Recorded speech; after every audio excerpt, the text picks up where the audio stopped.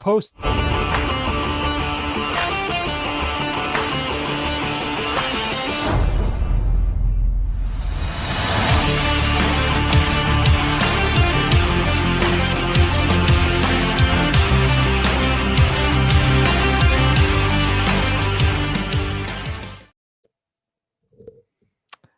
We're back, everybody. Welcome back to the Rockies Now podcast, along with Tom, our co-host over here at Rockies Now, also the host of the White Sox Now podcast coming up soon. Tom, good to see you. It's been a long time, and I know a lot of people are like, where you guys been at? And but man, it's been awesome, and we really appreciate you guys for all the love and the support you've shown us, continually. And I know there's been a fall off, especially over the last several weeks. But again, we do appreciate you guys for coming on in and supporting us, and ready to talk some more baseball, Tom. I mean, we got some exciting stuff happening, especially after what happened tonight for my Colorado Rockies. And, the Rockies, as you can see, for those who are watching on YouTube or X, you can see the title there. Rockies are not the worst team ever. And so, Tom, the Rockies, they avoid history, and they're now they don't have to worry about being the worst team ever in baseball. So we won. We did it. Well, the Rockies fan in me is happy, but at the same time, the White Sox fan in me is not. But when I shared this on Instagram and also on X, it's kind of interesting. Is back at the 40 game mark, the 2025 Rockies were 7-33. And then, of course, Bud Black was shown the door. He was told by executive leadership, here's your cardboard box. Here's your check will be sent in the mail or a direct deposit. Clear out your office, and best of luck to you. It's it's unfortunate that happened to a guy like Bud, who has the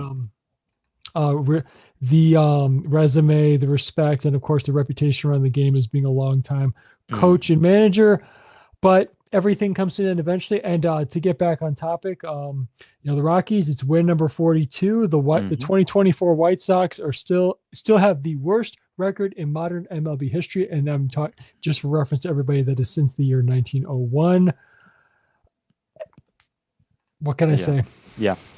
Well, we were talking briefly before we started tonight, but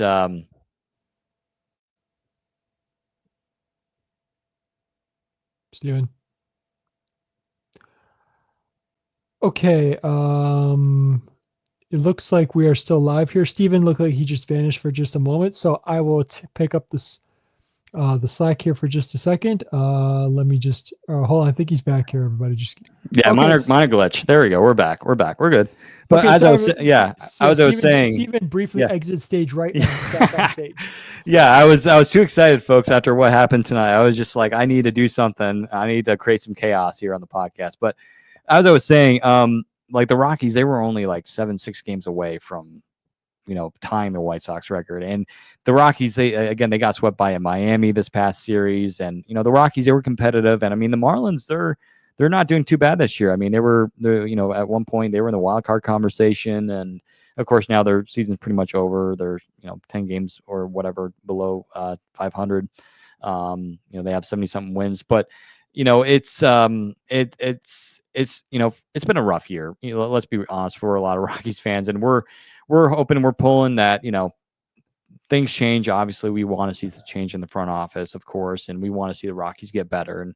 And I was telling Adam the other day that I just feel like we're at the worst point where we can be at, and the only way is up. And I think next year, fingers crossed, the Rockies can improve in some way, somehow. And I think the prospects, and there's a lot of intriguing prospects, which we've talked about many times before on the show, and we've seen plenty of them make their debuts. And we, especially in the second half, Cal Queiroz has been, he's had his growth spurts. We've seen that, but he's shown some talent there, some solid defense. I think another big thing a lot of people don't realize is that Tovar has been up and down the entire year. He's been, injured. Doyle, same thing. He's had a rough year. And I feel like it was bound to happen because Doyle, this was really, if you think about Doyle's sophomore year, Doyle came up in 2023. And you remember he was called up, I think, in late April, early May, that time. So he didn't play a full year. And then last year, obviously, had that big breakout year. And then, stuff happened. And then this year, we kind of saw some players that had bad years last year have good years this year, like Jordan Beck. He's had a great year, second year. And then, you look at guys that have come over via free agency from last year or trades, Mickey Moniak. I mean, the guy's been, this is his best year ever, and which has been great. And so that's been, super promising. And, I told Tom before we started tonight, he's 100% going to come back next year. There's no doubt about it. And I really like Mickey Moniak. I think he definitely has a good, a good bat, and I think the Rockies definitely could use that. And my only hope is that the Rockies make wise decisions this offseason, and making trades or acquisitions. And we know that hasn't been the case for, a lot of years. But I hope that, things do get better, and, I think they will. So I'm looking forward to what baseball has for the Rockies this offseason, man. And I mean, again, it's been a rough year. You look at two of our favorite teams here, the Rockies and White Sox. We've hit rock bottom here, and I've been super happy for Tom's White Sox because they've been able to turn things around. They have, last year, it felt like they had hardly any hope. They had a few prospects they had drafted last year, and where this year is just, now we're starting to see that in Chicago. Where for the Rockies, it's kind of like where the White Sox were last year. We have a couple guys that we drafted in the last couple of years. Chase Dollander, drafted a couple of years ago out of Tennessee. Charlie Condon 2 years ago, and then or I should say a year ago, and then Ethan Holiday this year. So they're very similar. They're also both have ownership problems, of course, and trying to regain life in the organization and playing in a division that's tough, even though I feel like the Rockies are in a much tougher division, of course. But, we want to see some better baseball, and I think we will next year for both teams. I'm excited for some of the players on Tom's White Sox, Noah Schultz, Brady Montgomery's obviously. I know how hot he was when he came to Coors Field playing against the Rockies. And but yeah, this is a part of the plan, and I think the Rockies, they have work to do, that's for sure. I will tell you this from experience.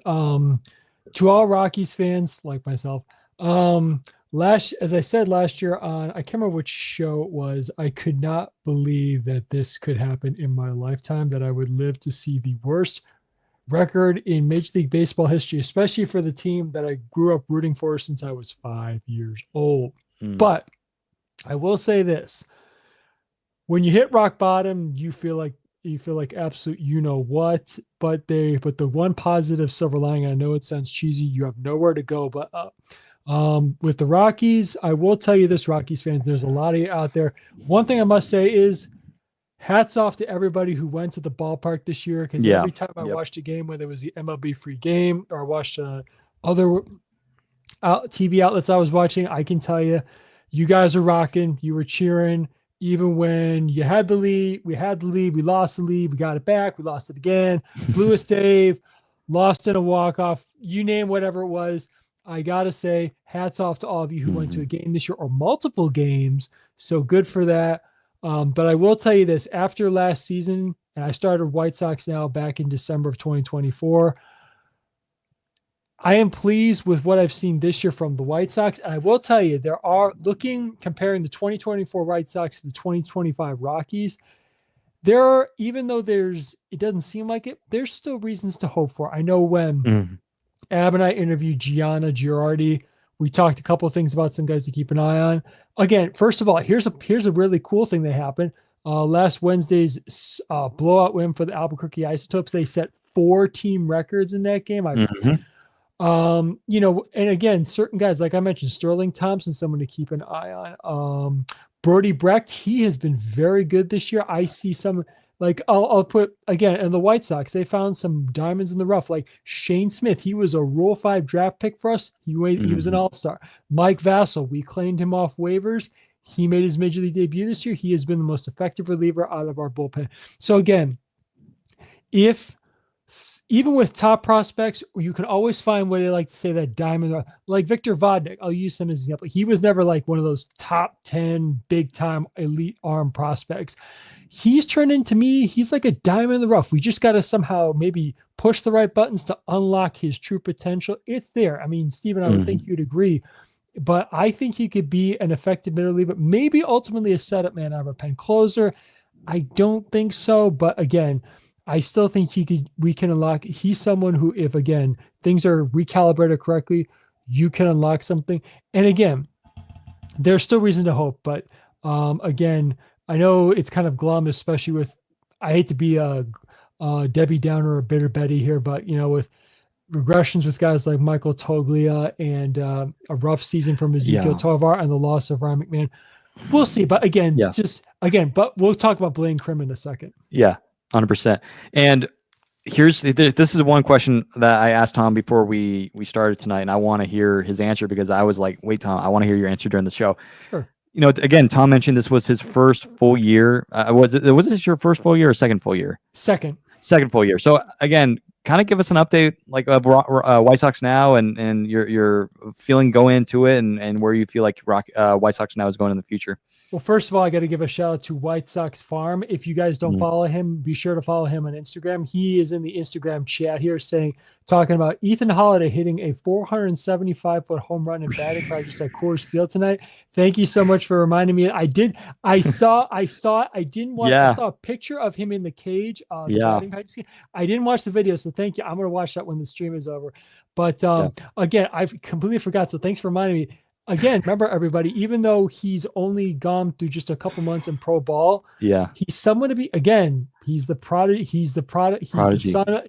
I want to say prodigy. I guess it's I wanted to say, he's just the son of of a great baseball player. So, and his brother has kind of turned things around a little bit. Exactly. Jets. And he's now leading off for the Orioles. And, what was I going to say? I'm sorry. Could you, I'm sorry, Steven, could you repeat the question? I'm so sorry. Oh no, it was, was it about like the White Sox? How's it going for you, like in your transition, like, or how you're building White Sox now? How you feel like it's going to go in the future? Well, first of all, for anybody for those who are who are followers of White Sox now, who are following and listening, thank you so much for everything. I gotta say it's been awesome. The reception's been good. I love all the followers. I appreciate every single one of you who participate and like and share and subscribe and everything and follow. So, and again, White Sox now. I guess I'll add this little thing. The podcast is going to wait until after the regular season's over, so more updates to come. But it's just been awesome, especially with some of the other pages I've collabed with from the White Sox fan base or other fan bases. You guys have been awesome. Again, and I think it's also gotten with the optimism around that I've talked to other fans around with the progression. It's given me a lot of optimism for the future and all 100%. White Sox fans as well. And Rockies fans, you should share the same optimism. But the one thing I will say is, Steven, I think you can agree with me. I can't remember where I said this. I might have commented it somewhere on one of your posts or another Rockies post. The front office needs to be overhauled. I'm sorry. Yeah. Well, Adam and I were talking about this, and for those who are, wondering who is Adam. So if you're a White Sox fan, Adam is one of our co-hosts over here at Rockies Now, and he does an excellent job. He's also, if you follow us here at Rockies Now regularly, he's, again, works with us, but also is the Bronx Bros podcast host over there for 5280 Media. But I was talking to Adam the other day, and we were just discussing how for years we've heard, the Rockies, they need to shake things up in the front office, and the Rockies say that they will. But in reality, Tom, they hire within. They say, we're going to hire more people. We're going to change things up. Instead, they do internal hirings. And I remember, was it Sterling Montfort, right? He got promoted this year. And it's just like, what are we doing here? I mean, I know not a knock to Sterling Montfort. Again, I've heard he's a great guy. He's had baseball experience with the Grand Junction Rockies, which used to be the Rockies minor league team, a low A rookie team. Now the Grand Junction Rockies are called the Jackalopes, if I'm correct. If somebody's in the chat, let me know. But I think it's called like the Grand Junction Jackalopes or whatever. It's like, again, it's a Major League Pioneer League team. But yeah, it's just, we need like an actual overhaul. We need people fired. It's just like, you look what the Denver Broncos did, and I think the Broncos are a perfect example for the Rockies. The Broncos made the tough decision by selling their organization, by cutting ties with the ownership, getting new ownership, and even cutting rid of some players that were loved. And even, they got rid of Russell Wilson. And even though the money, the Broncos did not care. They were like, you know what, we need to make a change here. Whereas the Rockies, it's just like there's no incentive to change right now, and it's just like we need that to change. And my hope and prayer is that does change. And I think it will eventually in time, but will it be this year? I don't know. Probably not. Again, I don't want to be like, as Tom says, a Debbie Downer or a negative person tonight, or I should say this morning. But it's just we need to see stuff. I mean, you can't be okay. We're fine. We'll just make a few changes. No, this is going to be the second worst team ever in the history of baseball. Like, you can't say everything is fine, or yeah, we were bad, but we're no. I don't want to hear that. So we need to see changes like yesterday. It's just Bud Black was fired way too late in my opinion. He needed to be gone. I thought he should have been gone last year. That's why re-signing him was a little bit questionable, and especially right when the season ended. They pretty much immediately hired him without even looking into the market for the managerial market. So it's a lot of weird stuff there. But yeah. In regards to Rockies now, for those who are wondering, again, we've been kind of at a hiatus here at Rockies now, but we're super excited about the future. We've been able to grow quite a bit. And again, we'll kind of do a review of the year once we get to like December and everything. But it's been a crazy year.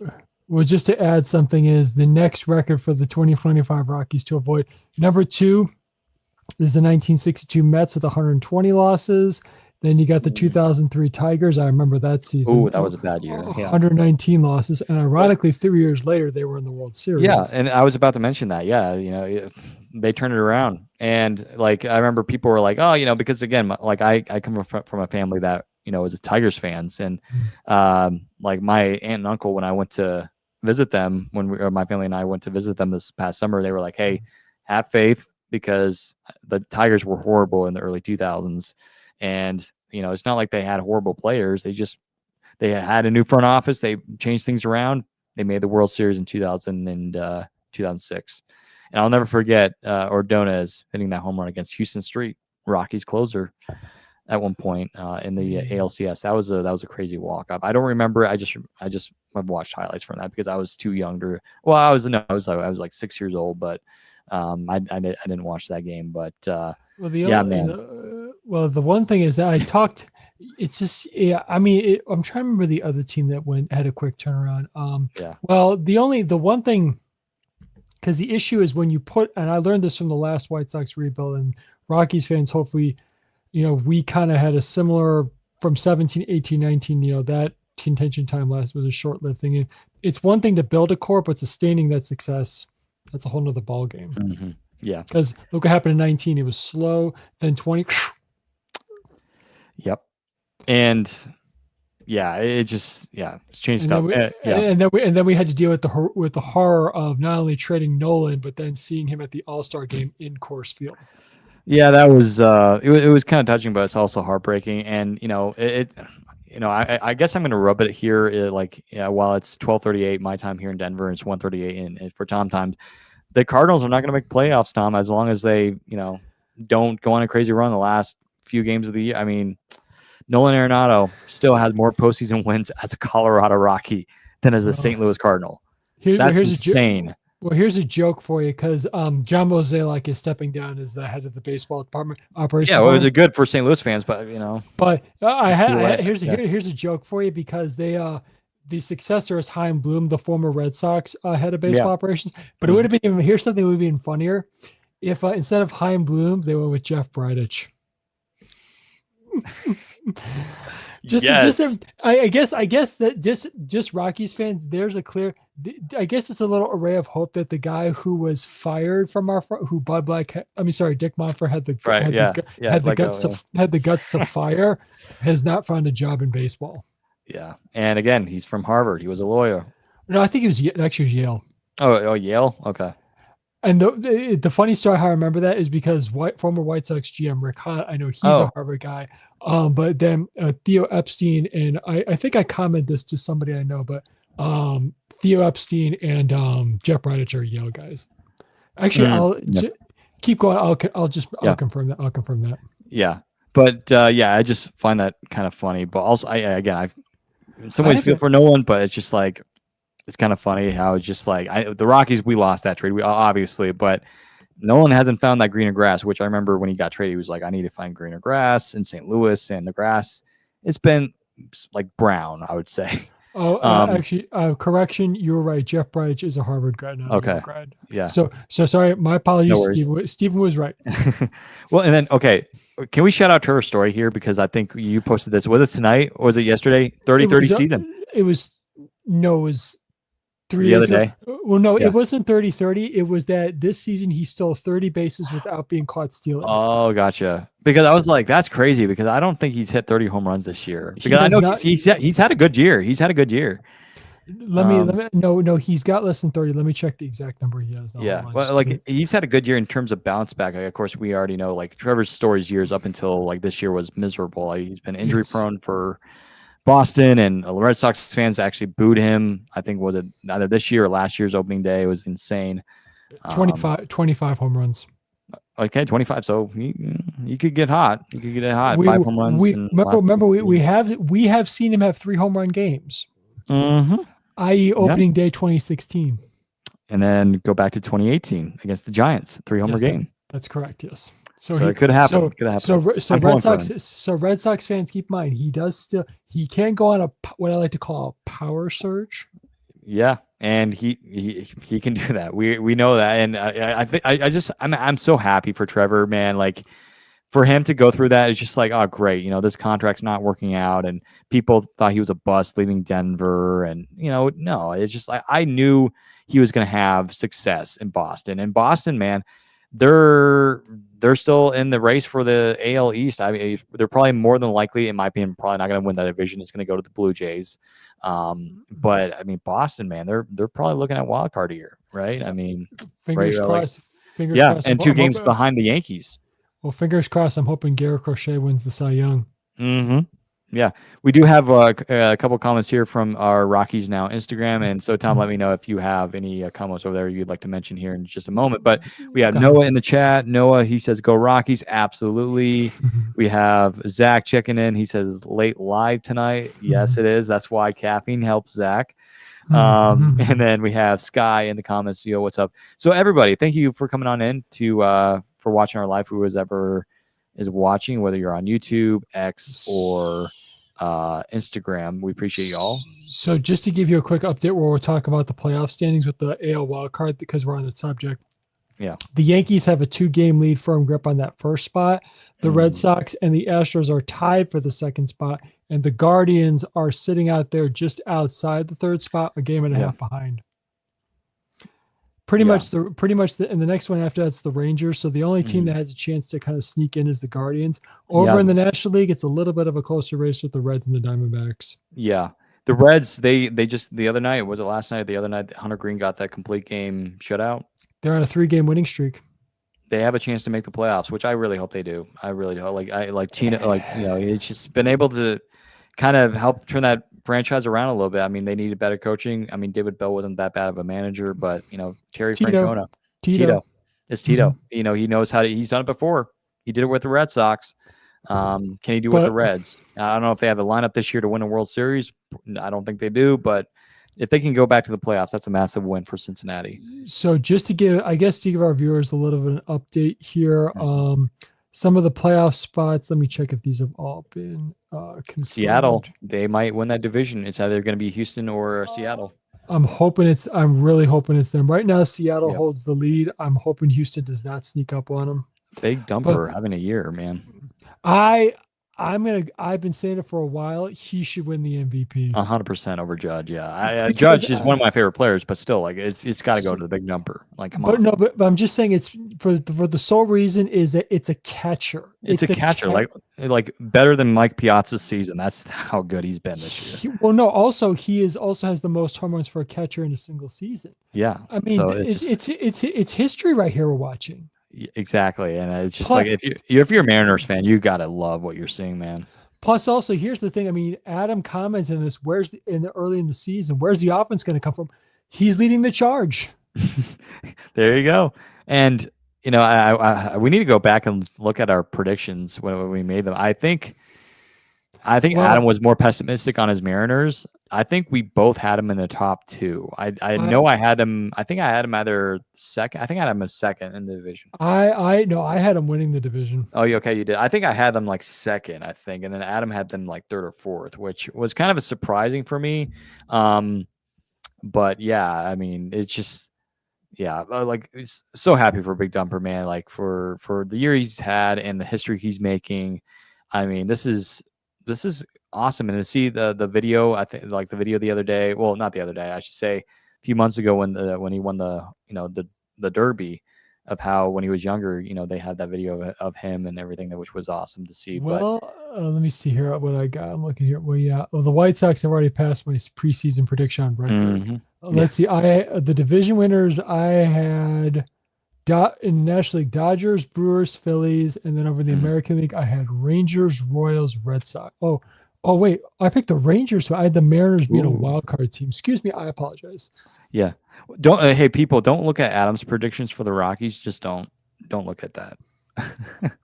Well, I had him taking fourth. I had them fifth. So I was the closest one, but I was more realistic. But here's the crazy thing. I had the Giants finishing fifth, but I had one thing that might come true is Robbie Ray. I picked to win the comeback player of the year, and he might actually win it.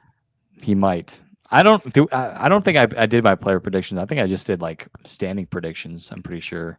I did. A player award. You did, yeah. I picked Devin Williams to win reliever of the year. Oh god.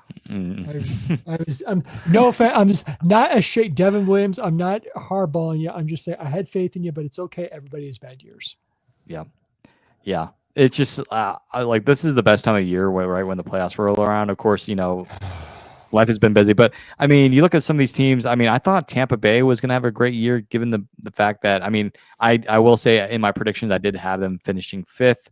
They were better than they I thought they were going to be this year, but at the start of the year they were great. And then I think with the scheduling, I think made it a little bit difficult for Tampa because they had to travel. They had a big stretch where it was just road games, right? It was like a week or 2 weeks of road games. It was insane. And they won't have to worry about that next year, though. Tropicana Field will be back in business. Well, I got another one for you. The Cubs had a 9-game lead in the division at one point. But the Brewers, they just I'll tell you, and again, I will harp this again. If the Rockies are going to go an external search, interview people from the Brewers, the Guardians, the Rays. Yes. Interview every candidate from Padres, those teams. Dodgers, yes. Yeah, except for AJ Preller. I don't want him as a GM. No. But he's Braves. He's fine. Braves. Yeah.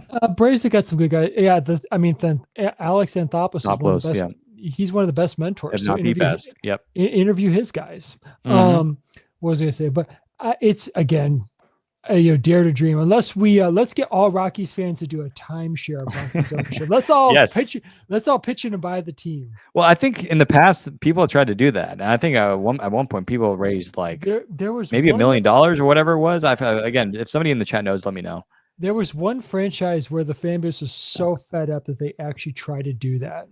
Yeah, well, of course, I think Rockies won, but it was a different franchise. It wasn't the Brewers, was it? I don't think it was the Brewers. I think it's actually Oakland. It might have been Oakland. Oh, yeah, that's right. It was fairly recent, too, I think. Pardon me. Let me be politically correct here. Now Sacramento A's. Excuse me. Sorry, I don't want to get. I don't want to get. Get the people mad over there. No, well, the people of Sacramento, the people of Oakland won't get mad. The people of Oakland won't get mad at me. The people of Sacramento might get mad at me. Maybe. Sacramento, California. I apologize. But it's just like, wow, like the year the Braves have had, they've just, I mean, they play better baseball, but it's Well, just like, it's too late. I mean, 71 and 83 on the year. They're fourth in the division. they're on a 6-game winning streak right now. Yeah. I mean, it's just like the start of the year really Well, hurt them. Really hurt them. I will give them credit because Mhm. Spencer Strider has been, just if something's wrong. Acuna's been out. Albies has not been the same. I just look at this. They just need to reset. They don't need to Yep. rebuild. They just need to Yep. reset. 100%. Yeah. I feel So, like it just like was one of those years. and Murphy has been injured off and on. So that's their best bet. That's their backstop. They just need to reset and regroup, and they'll be fine. Plus, also it doesn't help them that the Marlins are just twiddling their thumbs. The Nationals are just kind of lost a little bit because they need a new GM now. But the Phillies and Mets, let them sit up top for just a minute. The Braves are right there in the middle. Just kind of adjust yourself, reevaluate your situation, and then go. And Tapas knows what he's doing. He'll figure it out. Yeah. We have so Braves fans, just relax. Yeah. We do have a comment from our Rockies Now Instagram. We have W Victor Vodnik. We have, I believe this is Victor Vodnik's younger brother. He's saying, sorry, I just love to glaze my brother. We love it. We're big Vodnik fans over here. That's your guy, Tom, right? Vodnik? Yeah. Was it my guy? Was it my guy? Yeah, it's your guy. It's your guy. My favorite reliever on the team now is Vodnik, but I've boasted about my favorite minor league reliever is Brody Brecht. So yeah, Brody Brecht. Yeah. And then for me, obviously, I have to go for minor league. That is, our guy Caden Denton, who we would love to have on the pod. By the way, come back when he can. But yeah, man. I mean, another guy. I got one guy that Brown. He's McCade Brown, right? He's I like him. I really do. It's taken a while for him to come up, but I mean, this guy, it wasn't like he was a top draft pick by any means. But it's been good to see him. He's shown some flashes here and there. I like his poise. I really do. I think he's going to be a nice pitcher for us.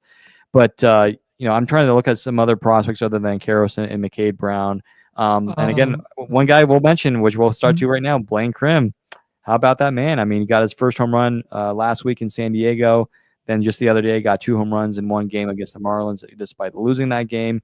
But hey, I mean, you gotta love what you're seeing, from Blaine Krim, and this is a guy that was drafted by the Rangers, didn't make his debut until just the other week in San Diego, and so happy for him because it goes to show you baseball's a tough sport, man. You never know what's going to happen. You never know.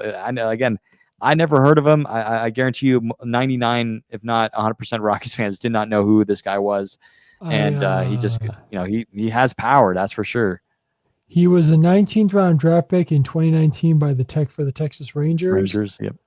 Yes, this wasn't. Somebody commented this was his major league debut with us. No, he debuted earlier this year with the Texas Rangers. Oh, he did. Okay. Yes, correct. He debuted here. Let me just make sure I get the date right. I want to make sure he debuted back on May 2nd of 2025. Okay. He played 5 games with the Rangers. I think he was. Let me just make sure I get the transaction. I think he was DFA'd in late July by the Rangers, and the Rockies claimed him off waivers on August 3rd. Okay. I think I was kind of getting confused because, again, his first hit was with the Rockies. Let me clarify that. His first hit was with the Rockies, was a home run. So there you go. So, he actually made his debut with the Rangers, but he got his first career hit and home run with the Rockies. When he was with the Rangers, he had 11 at-bats, but no hits. He did score a run because of a walk. A walk. There you go. Gotta love walks. I mean, like Moneyball. Walks lead to base runners. Base runners lead to runs. Yeah. So like Blaine Krim, he you like to see what he said, but again, he's not a guy that the Rockies are gonna bring back next year. He still is. Let me make sure he's not old. I mean, he's 28, 29 years old. Well, he's still under team control. He's still under team control. His rookie status is still under. So technically, the Rockies can choose to either keep him on the 40-man or move him off the 40-man. Here's the thing. I don't know if they're going to non-tender. They certainly have the right to do so. Yeah. Which then that won't cost them a draft pick. But he does have a 280 average. I know, but I'm trying to think here. Hang on. Other than Chris Bryant and Michael Toglia, what other options do we have at first base? I mean, They're Do we not have going to anybody? obviously. Keston Hira is not going to be back with this team. No, he'll get no. RC is not coming back. He's getting released. Condon, I feel like it's too quick though. He's still in AA. That's too quick. I think he's going to be in Hartford to start next season. Yeah, I think I know a lot of people are like, well, we want to see him in AAA. Like, listen, like, give the guy his time. I know he's had good years so far in Hartford. Yes, that's good, but keep this guy. He's special. Like, I mean, we like he next to Ethan Holiday. You treat him with kid gloves. Like, Condon could be special. If he's going to be special, don't do what the Rangers did by calling up Wyatt Langford like right now. Don't do that. But yeah, I agree. I think he should start the year in Hartford. It's just you don't want to rush. Here's the thing: Yeah. you don't want to rush a guy, and plus also look at it this way: Mickey Moniak was the #1 overall draft pick, and he his seasoning per se, and look what's going on now. Yeah, it took a while, but I think he's again I might come back to bite my tongue next year, but he's turning around, and hopefully this is it. This is what we're going to see from Mickey Moniak moving on. Again, it's not every year is not going to be the same. But I really hope that he's now found his groove in Colorado. And the Rockies, again, it's kind of funny how the Rockies work. I mean, they said the same thing about Chris Bryant. They really liked Mickey Moniak in the draft, but they couldn't get him because the Angels picked him. Or no, the Phillies did. The Phillies did first overall. Yeah. Phillies, yeah. So it's just like they wanted. It's just like the was he a break? Well, no, it's like it's just no. I was gonna make a Chris Bryant metaphor. It's just like the Rockies wanted Chris Bryant, but they had to go for John Gray, who, by the way, the other day was his anniversary of a 16 strikeout game against the San Diego Padres, 2015. Yeah. Oh boy, I can't believe that. That was almost 10. That was 10 years ago. 10 years ago. Oh man. That's crazy. But anyway, well, he has a World Series ring now. So yeah. We do have a question on Instagram. Do you think the Rockies trade Victor or Halverson? No. Wait, Victor Vodnik, that means? Yeah, Victor Vodnik or / Halverson. I don't think so. I'd say no, because you need as many relievers out of that pen as you can. Here's the thing, whether you're rebuilding or not, you need as many effective arms out of that pen. Yeah. Now, granted, those two have had their moments of inconsistencies. Halverson's out for the year.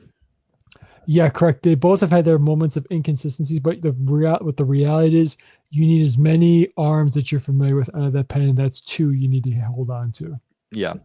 Plus, also, I don't know if you were to trade either of them. The only way I could see either though, again, the relievers who are again with inconsistencies, the only value you get out of them is them being an add-on to a trade with a marquee guy. Like what's an example? Like with a marquee guy. I don't want to jinx anybody for trading anybody, but that's they're guys you add to a trade, not guys you focus a trade around. 100%.